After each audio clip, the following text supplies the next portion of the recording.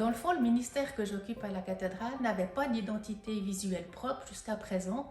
Or, nous développons des offres dans une perspective toute particulière, c'est le rayonnement spirituel de la cathédrale, et puis c'est une articulation entre les questions de société et la spiritualité.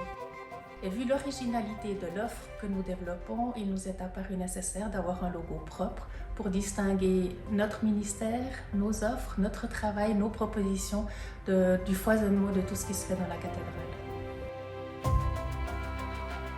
Ce qu'il y a d'intéressant dans cette identité visuelle, c'est d'une part qu'on y retrouve le motif de la rose, qui est un des joyaux de la cathédrale, mais ce motif de la rose, il a été retravaillé esthétiquement.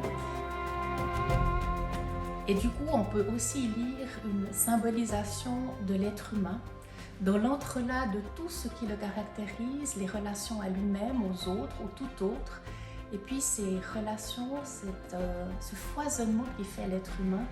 Dans le fond, il est entrecoupé avec des espaces, et ces espaces, ça symbolise le souffle.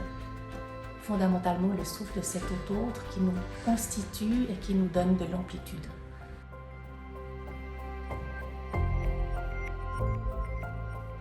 Cette identité visuelle, on la lance maintenant parce que nous entrons dans le temps de l'Avent qui conduit à Noël, et c'est une période où dans les églises chrétiennes, on joue beaucoup avec la notion de lumière, notamment des bougies qui s'allument dimanche après dimanche. On commence par une, on finit par 4, et puis il y a beaucoup plus de bougies allumées le jour de Noël, la nuit de Noël.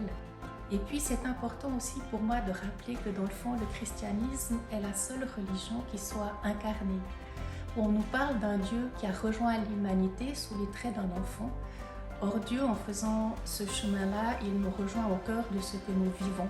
Donc quand on parle de lumière dans le christianisme, quand Jésus dit « Je suis la lumière du monde », il ne dit pas qu'il n'y a plus d'ombre, mais il dit qu'à l'intérieur de tout ce que nous pouvons traverser et vivre, il y a toujours une source de lumière possible.